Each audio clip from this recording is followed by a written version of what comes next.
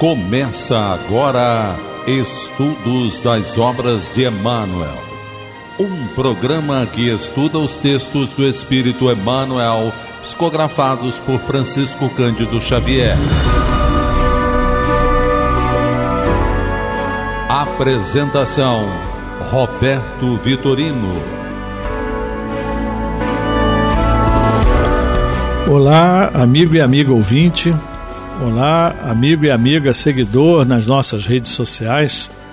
Estamos iniciando mais um estudo das mensagens do Espírito Emmanuel, psicografia de Chico Xavier, publicadas na coleção Fonte Viva, das edições da Federação Espírita Brasileira. Esse nosso programa ele é gravado, mas você pode se comunicar conosco enviando seus questionamentos, suas perguntas, sugestões, solicitando esclarecimentos através dos nossos canais, pelo telefone 21 3386 1400, pelo WhatsApp 21 98486 7633 e pelo e-mail estudodeemmanuel@radioriodejaneiro.am.br. E nós ficamos aguardando o seu contato. Nosso programa tem reprises às terças-feiras, às 2h30 da madrugada, no domingo às 20h50, 10 para as 9 da noite. E no nosso site você pode encontrar os 4 últimos programas no YouTube, Rádio Rio de Janeiro /playlist, todos os programas gravados até o dia de hoje. E hoje nós vamos estudar a mensagem número 180 do livro Fonte Viva, que será lido pelo nosso irmão João Nogueira.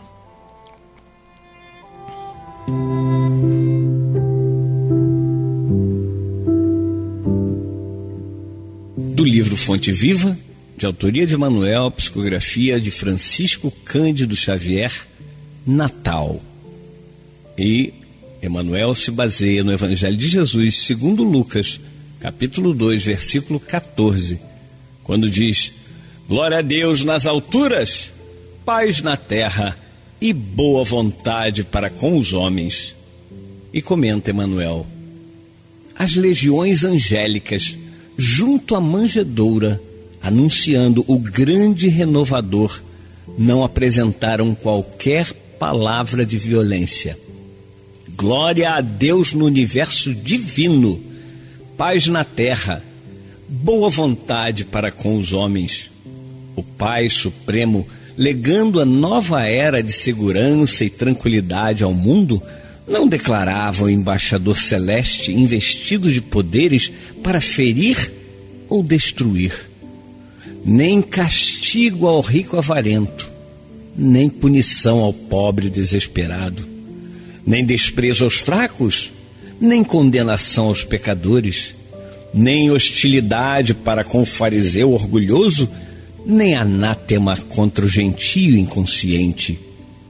Derramava-se o tesouro divino pelas mãos de Jesus para o serviço da boa vontade. A justiça do olho por olho e do dente por dente encontrara, enfim, o amor disposto à sublime renúncia até a cruz. Homens e animais, assombrados ante a luz nascente na estrebaria, assinalaram júbilo inexprimível. Daquele inolvidável momento em diante, a terra se renovaria. O algoz seria digno de piedade, o inimigo converter-se-ia em irmão transviado. O criminoso passaria à condição de doente. Em Roma, o povo gradativamente extinguiria a matança nos circos. Em Sidom, os escravos deixariam de ter os olhos vazados pela crueldade dos senhores. Em Jerusalém, os enfermos não mais seriam relegados ao abandono nos vales de imundície. Jesus trazia consigo a mensagem da verdadeira fraternidade e, revelando-a, transitou vitorioso do berço de palha ao madeiro sanguinolento. Irmão, que ouves no Natal os ecos suaves do cântico milagroso dos anjos, recorda que o Mestre veio até nós para que nos amemos uns aos outros. Natal, boa nova, boa vontade. Estendamos a simpatia para com todos e comecemos a viver realmente com Jesus sob os esplendores de um novo dia.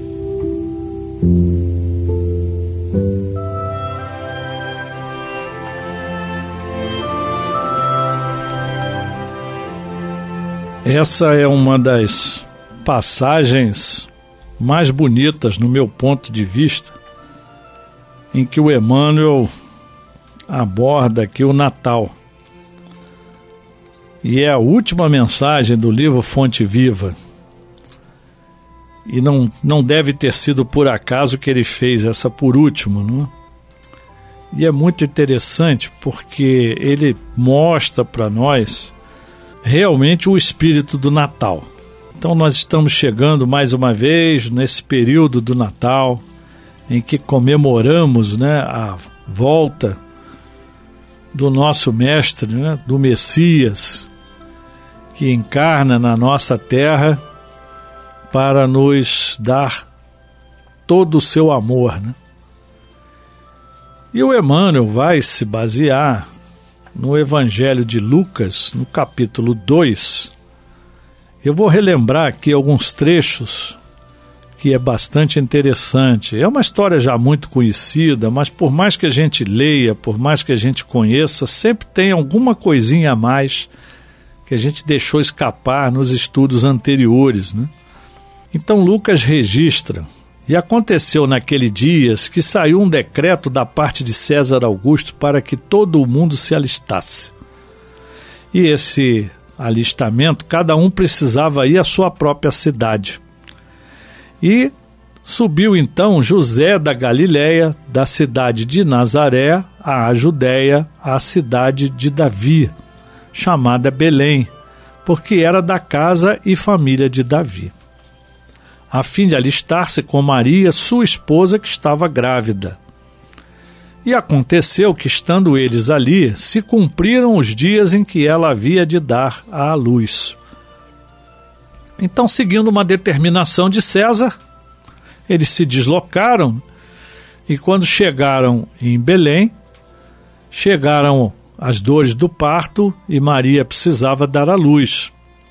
E deu à luz a seu filho primogênito, e envolveu-o em panos e deitou-o numa manjedoura, porque não havia lugar para eles na estalagem. Ninguém os abrigou. Então, uma pessoa cedeu lá o seu espaço lá na manjedoura, e assim foi. Ora, havia naquela mesma comarca pastores que estavam no campo e guardavam durante as vigílias da noite o seu rebanho. E eis que o anjo do Senhor veio sobre eles, e a glória do Senhor os cercou de resplendor, e tiveram grande temor. Imagine, né? Você está lá tranquilo no campo com o seu rebanhozinho ali, de noite, e de repente vem aquele clarão e aparece um anjo do Senhor. Qualquer um de nós até hoje iria ficar assustado inicialmente, né? E o anjo lhes disse: não temais, porque eis aqui vos trago novas de grande alegria, que será para todo o povo. Pois na cidade de Davi vos nasceu hoje o Salvador, que é Cristo, o Senhor. Então o anjo anunciou: nasceu hoje o Salvador, que é Cristo, o Senhor. E continuando, Lucas registra: isto vos será por sinal. Achareis o menino envolto em panos e deitado numa manjedoura. Então, observem que do mesmo jeito que Lucas retratou aqui, né? Maria deu à luz, envolveu-o em panos e deitou numa manjedoura. O anjo fala para Os pastores a mesma coisa. Achareis o menino envolto em panos e deitado numa manjedoura. Isso é uma confirmação clara. Lucas foi registrar isso bem depois, né? E no mesmo instante, apareceu com o anjo uma multidão dos exércitos celestiais louvando a Deus. Olha, essa visão, se a gente parar para pensar direitinho, é uma visão maravilhosa. Então, primeiro vem o anjo, e aí as pessoas se assustam. E aí ele diz, não temam, e dá a boa nova, né? Dá a boa notícia. E depois aparece, observe o que o Lucas registra, uma multidão dos exércitos celestiais. Ou seja, muita gente, mas muita gente. Quando ele fala aqui dos exércitos celestiais, quer dizer, muitos, vou botar entre aspas, muitos anjos, muitos representantes do mundo espiritual ali presentes, e a atitude deles, louvando a Deus. Então, quer dizer, vem um anjo e fala, e vem uma multidão celestial e confirma. E o que eles dizem? Glória a Deus nas alturas, paz na terra, boa vontade para com os homens. Então, essa frase aqui é onde Emmanuel se baseia para fazer os seus comentários, né? E Lucas continua. E aconteceu que, ausentando-se deles os anjos para o céu, disseram os pastores uns aos outros: vamos, pois, até Belém e vejamos isso que aconteceu e que o Senhor nos fez saber. Então eles aceitaram aquilo com naturalidade. Então vamos lá, já que é assim, vamos lá saber, né? E foram apressadamente e acharam Maria e José e o menino deitado na manjedoura. Então, pela terceira vez, agora eles confirmam. Chegaram lá e encontraram o menino envolto em panos, deitado numa manjedoura. Então não havia dúvida, né? E vendo-o, divulgaram a palavra que acerca do menino lhes fora dito. E todos os que a ouviram se maravilharam do que os pastores lhes diziam. Então vocês imaginam, os pastores viram aquela que ele chama aqui de exército celestial, né? Aquela coorte, né, celestial, louvando a Deus e dizendo glória a Deus nas alturas, paz na terra, boa vontade para com os homens. Quando os pastores repetem isso, aquelas pessoas que ali estavam ficaram maravilhadas. E não podia ser diferente, porque tudo isso vem confirmando, né? E aí Lucas ainda registra, mas Maria guardava todas essas coisas, conferindo-as em seu coração. Então a palavra foi um reforço, mas Maria de Nazaré já sentia no seu coração tudo o que já tinha acontecido. Ela tinha tido a anunciação do anjo, ela teve a gestação, ela teve a aceitação de José, e agora ela estava com Jesus no seu colo, né? Então ninguém mais do que ela estava com essas palavras, né? Glória a Deus nas alturas, paz na terra, boa vontade para com os homens, do que qualquer outro. Isso já estava dentro dela, né? No seu coração, na sua mente, no seu espírito, né? E Lucas registra, e voltaram os pastores glorificando e louvando a Deus por tudo o que tinham ouvido e visto, como lhes havia sido dito. Então tudo confirmado. E quando os 8 dias foram cumpridos para circuncidar o menino, foi-lhe dado o nome de Jesus, que pelo anjo lhe fora posto antes de ser concebido. E cumprindo-se os dias da purificação dela, segundo a lei de Moisés, o levaram a Jerusalém para o apresentarem ao Senhor. Era um ritual dos hebreus daquela época apresentar o seu filho, o homem, né, ao Senhor, né, a Deus, e fazer uma oferenda. E a oferenda feita foi um par de rolas ou 2 pombinhos, né? Então, seguiu-se a tradição da lei mosaica, tudo foi feito como dizia a regra na época. E é muito interessante porque esta passagem, já retratada de várias maneiras, aqui ficou bem reforçado em Lucas que as coisas foram previstas, foram realizadas, foram constatadas por muitas pessoas. Então vem aqui a universalidade das informações. Não é uma pessoa que está falando, não foi o Lucas que inventou isso, o apóstolo Lucas. Ele apenas registrou tudo aquilo que já estava ali, naquele povo, conscientemente já relatando tudo aquilo que havia acontecido. E o grande ensinamento, vem o Emmanuel nos trazer, né?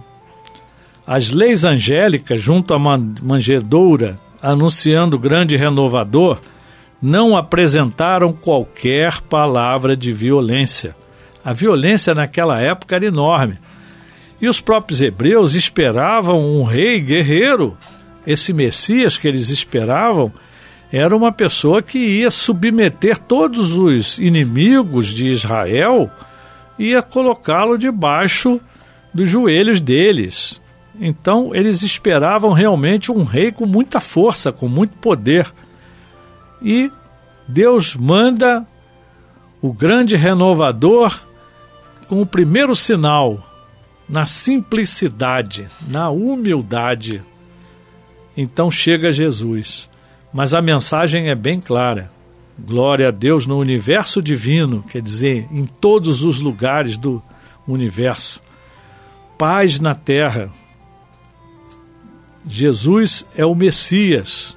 Jesus é o profeta da paz, o príncipe da paz. Existem várias classificações, várias referências, né, de respeito ao Mestre Jesus. E boa vontade para com os homens, mostrando que os céus nunca nos abandonaram. Estão sempre prontos a mandar os seus mensageiros, a mandar as orientações para que nós realmente possamos caminhar na trilha do bem. E o Emmanuel registra: o Pai Supremo, legando a nova era de segurança e tranquilidade ao mundo, não declarava o embaixador celeste investido de poderes para ferir ou destruir. Até poderia, mas a mensagem agora é totalmente diferente. Não é castigo para o rico, avarento, não é punição para o pobre, desesperado, não é desprezo aos fracos, não é condenação aos pecadores, não é hostilidade com o fariseu orgulhoso, não é anátema contra o gentio inconsciente. Então, é uma visão totalmente nova, porque tudo isso era prática corrente naquela época. Derramava-se o tesouro divino pelas mãos de Jesus para o serviço da boa vontade. Então, é a primeira grande mudança. Tudo que nós fizermos agora devemos fazer de boa vontade, assim como Jesus veio de boa vontade cumprir a determinação do Pai. E o Emmanuel registra: a justiça do olho por olho, do dente por dente, encontrara, enfim, o amor disposto à sublime renúncia até a cruz. Então ainda estávamos nessa época seguindo a lei mosaica, né? A famosa lei de Talião, né? Como era conhecida, do olho por olho, dente por dente. Se fez, faz com ele a mesma coisa, para ele provar do próprio veneno, não é assim que o pessoal diz? Só que agora é tudo diferente. O amor disposto à sublime renúncia até a cruz. Fácil de falar, né? Tão difícil de colocar em prática. Por isso ele é o Cristo, porque ele mostrou para a gente como é que a gente consegue fazer isso. E Emmanuel registra: homens e animais assombrados ante a luz nascente na estrebaria assinalaram júbilo inexprimível, quer dizer, que não se consegue exprimir, né, com clareza. Então é interessante porque certamente naquela hora o planeta todo brilhou. O planeta todo teve uma, que nós chamamos uma egrégora, né, de luz, uma energia tão grande, tão importante, que todo mundo percebeu. Alguma coisa estava diferente. Até aqueles que não acreditavam perceberam. Sabe quando passa aquela tempestade que de repente dá aquele silêncio, o ar fica leve, aí você escuta um passarinho lá longe, o outro lá longe. Aí você olha para fora da janela do local onde você está e você começa a ver o verde mais verde, o céu mais azul. É mais ou menos isso, não é? Imagina a grandeza desse momento. Então, os homens e os animais, mesmo que não estavam ali na terra como um todo, perceberam alguma coisa está acontecendo. E tinha que ser assim, não podia ser diferente, não é? Então, daquele momento em diante, a terra se renovaria. E o Emmanuel lembra para a gente, o algoz agora é digno de piedade. O inimigo agora é o irmão transviado. Eu não tenho que brigar com ele, é um irmão que se transviou, eu vou tentar ajudá-lo. Não vou brigar mais com ele. O criminoso passaria a condição de doente. Não adianta castigar o criminoso. Você tem que orientá-lo, reeducá-lo, para que ele não cometa mais o crime. Primeiro que ele entenda que aquilo é crime, que muitas vezes faz sem saber que aquilo é crime. E depois ele precisa ser reeducado para entender que ele não tem esse direito de cometer determinados crimes, principalmente quando é em relação a outra pessoa. Nesse momento também começa na Terra uma nova era, né? Em Roma, o povo começa a extinguir a matança nos circos. As pessoas eram mortas por qualquer motivo. Era escravo, bota lá no circo para alegrar o pessoal. Tratava as pessoas iguais a animais, né? Em Sidon, né, que era uma outra cidade, uma outra área, os escravos tinham os olhos vazados pela crueldade dos senhores. Então o escravo cometia qualquer erro, furava o olho do escravo com uma lâmina quente, cegava as pessoas. Imagina a dor, né? Então a partir dali isso já não se fazia mais. Em Jerusalém, os enfermos eram colocados lá nos vales, largados, né, à própria sorte. Mudou-se, porque Jesus trazia consigo a mensagem da verdadeira fraternidade e revelando-a. Ele revelou e mostrou, né? Transitou vitorioso do berço de palha ao madeiro sanguinolento. Então a vida de Jesus foi o tempo todo demonstrando tudo aquilo que ele falou, tudo aquilo que ele pregou. E aí o Emmanuel nos diz aqui: irmão, que ouves no Natal os ecos suaves do cântico milagroso dos anjos. Será que nós já estamos escutando esses ecos suaves do cântico milagroso? Porque todo mundo fala em Natal e ficam lembrando aí da árvore, da neve. Nosso país não tem nem neve, né? Raramente uma geada lá no sul. E a gente fica copiando coisas de outros, né? Personagens outros que não tem nada a ver com o Evangelho, mas que são aí lembrados e tal, e cultivados. E a gente acaba esquecendo o verdadeiro sentido do Natal. Então nós já estamos percebendo, o ar começa a mudar. Observa, entrou dezembro, já muda. O ar já mudou, o ambiente já mudou, tem aquela correria, fazer compras, comprar presente. Isso tudo nós assimilamos e devemos ficar atentos para não nos tornarmos escravos do materialismo. Não podemos esquecer do Mestre Jesus, que é o aniversariante. Então, Emmanuel nos lembra, neste momento, recorda que o Mestre veio até nós para que nos amemos uns aos outros.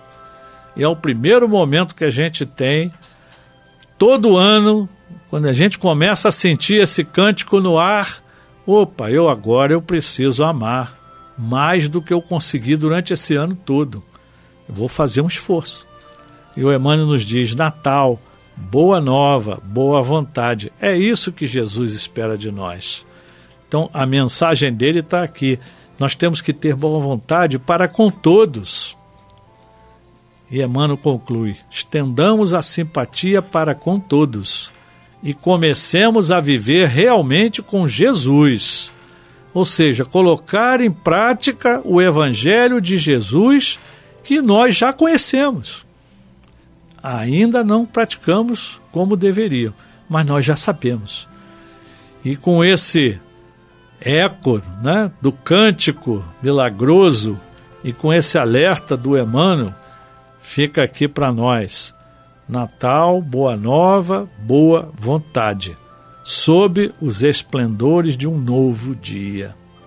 Que todo dia na nossa vida daqui para frente seja o dia de Natal. Meus irmãos, muita paz.